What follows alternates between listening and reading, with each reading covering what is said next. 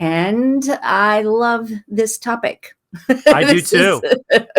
this is one of my favorite ones. And I think sometimes it can get lost when we're maintaining just physical sobriety. And, the topic is unhealthy and healthy dependence on in recovery.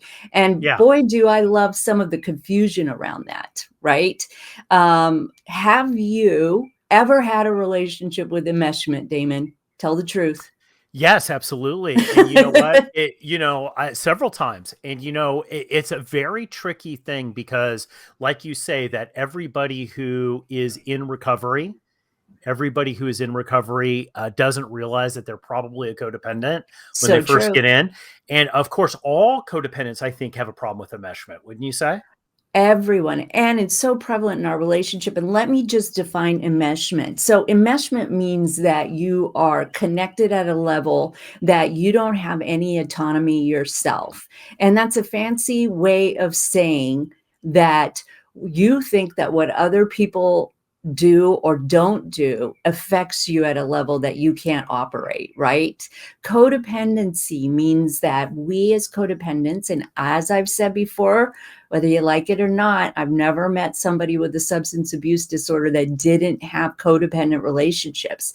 And we codependents, in our desire to be accepted and loved, end up not having good boundaries with people. And we really believe that if we give them their needs, if we put other people's needs ahead of our own, we'll feel that safety. Yeah. Yeah. That Un- is, you know what? I think it's just to jump in here. I think people are like, what the hell is enmeshment? That's yes. why I put unhealthy and healthy dependence, because the thing is that what you find in recovery, a lot of the times people come in and they've had a lot of chances, right? They've Yes. had one chance after another chance, and a lot of it is because of codependent people in their life. You see this with especially guys in their 20s. I've seen Yeah. this a lot where their parents have written the ticket, right? They've written the check to be Absolutely. able to drink and use the way that they want to. And now that they're sober and they could maybe get a job or they could go back to school or they could do something, they're choosing not to do it because of this dependent relationship. It's this enmeshment, this Yes. unhealthy enmeshment. Well, and this very loving family around them is afraid to put pressure on them because they're afraid they may relapse. And I'm telling you, in order to have true sobriety, in order to have true recovery in your life, you have to rely on yourself. Yes, connection is important. We did a show last week where we talked about connection being one of the cornerstones for relapse prevention. But if you depend on other people to take care of you, pay your bills or make excuses for you, or, fill in the blanks that have happened, you are not in a stable situation. You'll never feel like you completely belong. And I mean, codependents show up in all kinds of various forms. They can be, most often it's the crazy girlfriend or the overbearing mother, but it shows up in men as often as it does in women. It's just a different way that it presents itself. Well, I would say this too is that I think women have an unfair, they've been, how can I say this? They've really been kind of unfairly accused of being the ones that are always codependent. Right. You see this in guys with the rescuer syndrome, right? Mm-hmm. I'm going to rescue you. I'm going to make sure that everything is okay. I'm going to swoop in here at the end. I can fix it. The being the fixer, right? Of That's course. codependency too. And, I love what you said. I'd like to dive into this a little bit because I know you deal with the family unit a lot, Right. especially in your interventionist work. And, I think the complicated thing is where do you step in as a family member?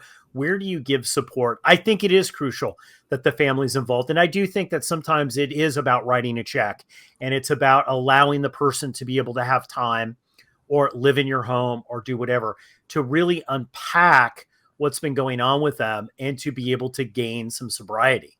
Absolutely, it is. And, when I deal with a formal intervention, the whole family is involved and there's a plan put in place. And if you love somebody who is drinking alcoholically, it's important to know that the brain that they are operating out of is not really online, that they don't really have access to some of the prefrontal cortex that they need. They can't see themselves as alcoholic. They don't see that alcohol is killing them, or maybe they do, and they can't think that there's another way out of it. And so it's very important for a family to rally around a person who needs extra help. It's important for the family to take their hopefully good working brains to figure out what's the best facility for this person. It's important for the family to have boundaries about, if you do not enter into a program of recovery, I can no longer have my children around you, or I will no longer pay your rent.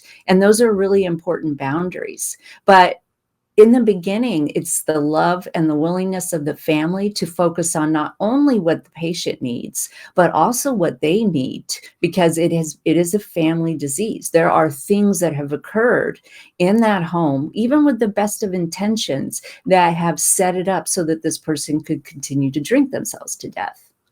Well, Very shocking. tricky. No, codependents need the alcoholic to get sober and to control them, their Yes, behavior, just as much as the alcoholic needs the drink, right? So these go exactly. hand in hand. And I think the thing is that the big epiphany, I think, for a lot of people who enable and that are too, they offer too much dependence, especially parents. I see this all the time. And I think as parents, as a parent, I totally get it. I would not want to Yep, see my kids suffer at all. My parents didn't want to see me suffer when I went through right. it. But there is a line, right? Like where the patient has to help themselves. Like, there's a big meme going on at Pinterest right now. It's like, about weak men, about, and when they say men, they just mean manhood. Like they just mean people in general, right? It's Okay. about hard, about soft times make soft men, hard times make hard men, right? Like, so like people who can actually do it. The thing is that if you never allow the person to be able to step up and to fail and to create their own fortitude, I'm just going to use the word fortitude, that they can do it. What you're really doing is you're putting all these strings on how the person's going to be able to stay sober and what Yes. they're actually going to be able to do in their life. And that's much smaller than if they were able to take accountability for their own actions, step up and start working on their own recovery plan.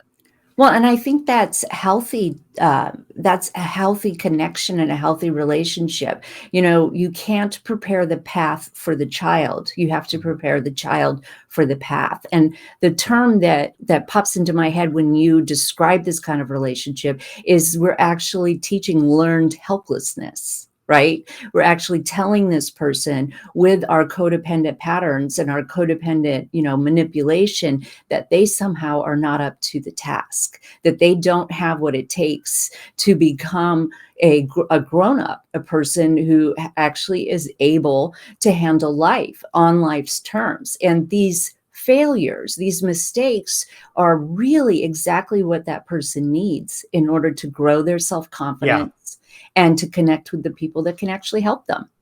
Yeah, you know what? I called it, I see this so much.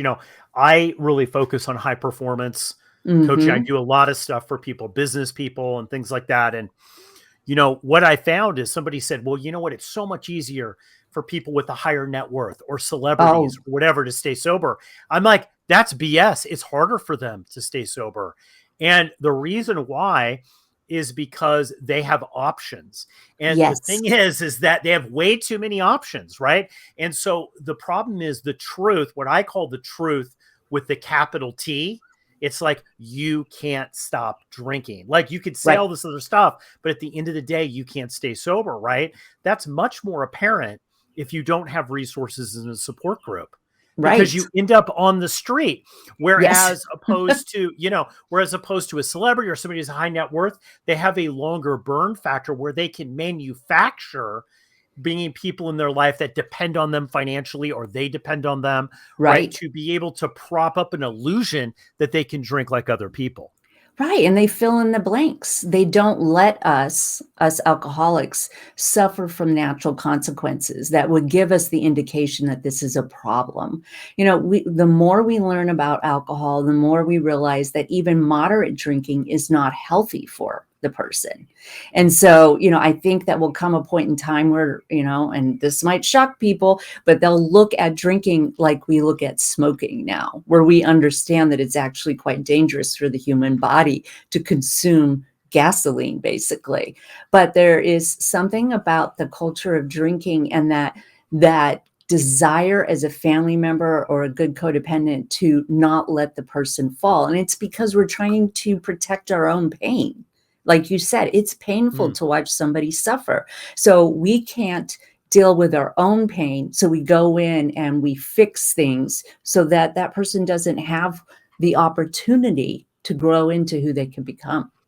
Yes, giving people the dignity to be able to fail on Yes. their own terms, right? To be able to learn on their own terms is it's destructive, and I've realized in my life where I've done that. I was Mhm. telling in past episodes that I had business relationships where I would prop up Yep. a certain person I had for years.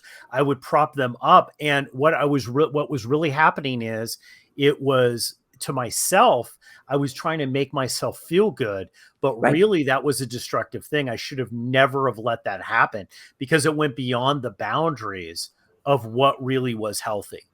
Well, and it is a lack of acceptance, isn't it? And, if you are the person who has a strong codependent relationship in your life, you recognize inside, perhaps deep, that in order for your mother, your husband, your coworker to feel good, you have to perform in a certain way. And that's called manipulation. And what we Hmm. talk about healthy dependency is an interdependent relationship. It's where each Yeah. person is whole, and then you form a third entity that is the relationship. And that is really what we need to shoot for. I'm going to get on a little soapbox here, Damon, and I know part of your history has to do with the entertainment business, but we do such a disservice when we romance codependency. Oh, big And time. That's yeah, what it's all about with it. Well, look, Hallmark built a whole channel around codependency. yes. And I don't mean to sound so like boom, boom, boom. It's so bad. Of course. Look, I don't want to offend any woman who's over the age of 35. It's not the Hallmark Channel's fault. So we're No, not, we love no. the Hallmark Channel. It sells. It sells. I mean, it's in the Star Wars movies too. It's in all of the places that this is what a healthy relationship is. This is what romance is. That very famous line, "You complete me," from that one movie, kind of gives me the cringes. And my hope is that we continue to talk about codependency and interdependency, and we start to teach our children as well as ourselves that we can go out and have a relationship where we know where we end and the other person begins. So good. And Christina, before we move on to actually more details about enmeshment and mhm, healthy and unhealthy dependence, because there's way more to talk about here, I want to mention something really quick. I want to mention recovery breakthrough.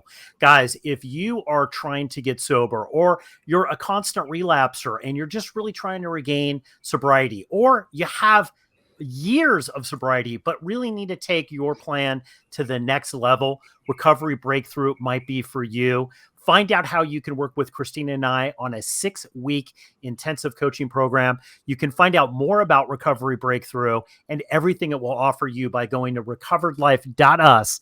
That's recoveredlife.us. Kristina, getting back to this intermeshment, what are some of the signs that people see when they might be in a really unhealthy dependent relationship? sure. Well, when you start believing that how another person acts is a direct reflection on you, you are in an enmeshed relationship. When somebody has to behave a certain way for you to feel good, you're in a codependent relationship. And one of the hardest codependent relationships is parent child. It is parent child, because our jobs are to help that person be formed. Our job is to help them gain certain, strengths and the ability and to operate in a world as an individual. And it can be like completely squishy, like what is sobriety and codependency, or what is recovery and codependency? And it is about learning how to put your needs first, learning the language around checking in with yourself and saying, what am I doing today that's going to take care of me so that I can be the best person I'm supposed to be and I can Mm. show up in this relationship? If you're always worried about what that other person is doing, how they're going to act, what are they going to say, and thinking that because somebody doesn't know how to act in a crowd or makes a mistake, or is overbearing, and you're always trying to curtail their behavior, you're probably enmeshed. Yes. Yes, I love that. And I think the key is that what do you do? Because this is what happens. I think as we get sober, we Mhm. realize it's like, ooh, this relationship probably isn't the healthy, right? Or Right. this is like a lot of entanglements in it. Like, and so you're trying to, the process of getting sober is also the process of cleaning things up, right? It Yep. really is. It's about like, how do I clean up my side of the street too, as you go through the amends process? What's one of the things that you can do to help not get in these or to clean these up? I mean, I'm going to throw out one that I knew. Like, I had a great relationship with my mom. And when I Mhm. got sober, they were shocked. I'm going to be honest with you. They were shocked. They had no idea I was good at hiding. They had no Wow. idea that it had gone this bad. Right. And Mhm. one of the things I needed to do was not have them save me. So I needed a little distance between them. And I think that they maybe took offense to that by a little bit, but Gotcha. I needed to take a little, like, I needed to put up a little bit of a boundary, is to say, no, you know what? I'm going to focus on this myself. I'm going to do what I need to be able to do to get sober and to be able to stay sober long term. And yeah, I'm having a relationship with you, but my relationship is not really about you saving me. It's about me saving myself, right? Yes. Yes, and you cheering as I do that. Yeah. Every relationship when you enter in recovery is going to change. And the more that your loved ones also look into recovery programs for them and support groups, the better everybody is going to be. So it's an understanding, which is really, really scary for, let's say, a loved one when their person starts to become sober. It may be the very thing that they wanted all along, but then this person's a little different. And they're like, wait a Right. minute, I didn't know that you were going to have feelings, and I didn't know that you were going to be angry and that things were going to bother you all of a sudden. So it is that B word, the boundaries that you set for yourself, your own time, and you set within the relationship, which is, I can listen to what you have to say without getting emotionally involved to the point that I can't operate. Yep, absolutely. And Yeah.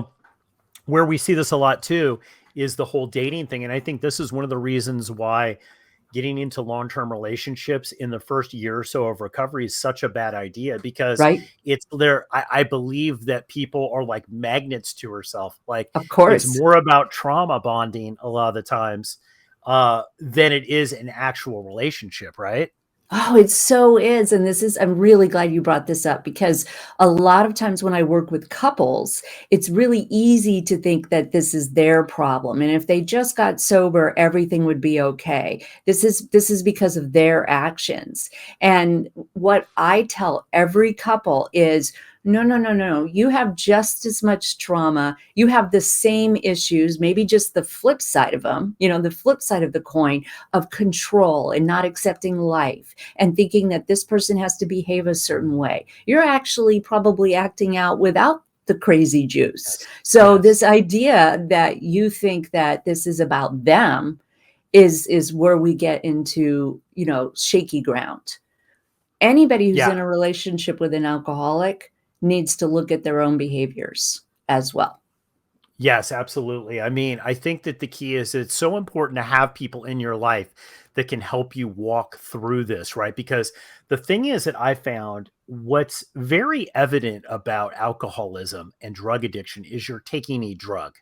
Mhm. or you're coming off of a drug or alcohol. With codependency, it's a little trickier Yeah. because if you don't have good boundaries, and maybe you come from a home that had codependency or dysfunction or alcoholism, it's kind of hardwired into you.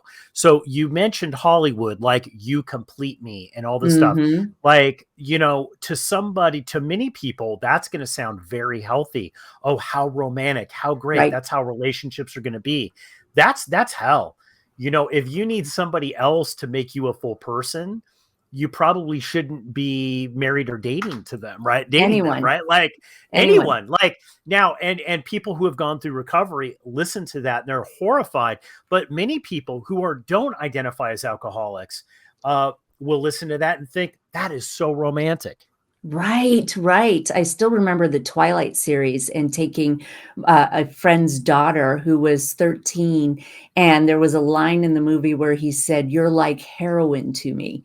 And she thought that was the most romantic thing. I mean, she literally repeated it to me, and I was like, "No, that's not truth. That is not truth. That is wrong. That is not okay." But, I still like a good romance. It's this idea that somebody else is going to fill us up or make us a whole person, that really where we go wrong. We have to be able to be whole in ourselves, and we cannot expect somebody else to make us feel okay.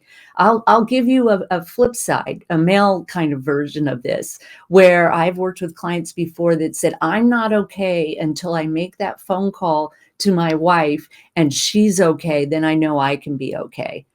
It's not his wife's job to make him feel okay. It's his job. And the other person, the one who maybe is having a bad day, has the right to have a bad day. And that's very tricky to kind of sift through. So, what I always tell people is you start focusing on your needs. Yeah, Not in a selfish way, not above other people's needs, but you start taking as much time as you would, focusing on how you can be helpful to somebody else, and start doing it for yourself. You make it your absolutely. responsibility. It's your responsibility. Well, you know what? One of the things that I always see is it's a total warning sign that there's some weird, unhealthy dependency is Mhm. that when people won't put on their own life jacket before they put on the Mm, life jacket of someone else. And right. you'll see this, and I gotta say, you'll see this in moms a lot where Very they'll go, much. "No, I could never do that. Even if I had the time and money, I could never do that because I have to do this first, right?" And the thing is it's super unhealthy. And what you're really teaching the kids and what you're really teaching the people around you is how you wish to be treated by the way that you treat yourself. Right. And this is something that I've learned, right? Like, give people the dignity also to be able to be independent and make their own decisions. Absolutely. That's the difference between taking a hostage and someone volunteering to be in relationship with you. I have to say in my own recovery, in sobriety, in physical sobriety, I had a habit of taking hostages in relationships, which means that I would grab onto them, I would supply all of their needs, I'd twist myself inside out to be attractive and accepted by this person because I had a huge fear of abandonment. And then I would be resentful at them because I was doing all these things. And didn't they know? Didn't they know that I was giving myself 100% to this person? They didn't ask for that. I mean, Yeah. look, there are some relationships where you have a narcissist, and we've done shows about narcissists and codependence and how dangerous that can be. Talk about trauma bonding. But in Mhm. most cases, a healthy person will understand that they're being asked to do something that they never wanted to do. It's this Absolutely right. invisible contract. Yep, absolutely right. Guys, this is such a great topic to dive into, especially if you've got a year or two under your belt, right, of Yes. recovery, and you're really looking at how to make your best recovered life, finding out where you might be codependent, finding out these healthy and unhealthy dependent relationships in your life, sifting through these taking action on them is what it's all about. Kristina, I want to mention here before we end the episode about recovered life discussions. We've got 4 amazing discussions that you can jump into. I know that people listen to the podcast. We replay them here on the podcast, and they're wondering, Damon, Kristina, how can I be a part of this really great group? Well, listen, guys, we meet on Clubhouse every Monday through Thursday at 9 a.m. We've got all different kinds of discussions, and you can find out all the details by going to recoveredlife.us. If you go to recoveredlife.us, you'll see the whole schedule of all the different shows and content we create and how you can participate. Kristina, Dennis, final thoughts on these codependent, healthy and unhealthy relationships? It's worth it. It's worth it to do the work. When you show up authentically you and somebody returns the favor by showing up as authentically them, you can have a real relationship. Keep the conversation going. Join Recovered Life, a community of like-minded people who are looking to live their best recovered lives. Membership is free, and you can apply at recoveredlife.us.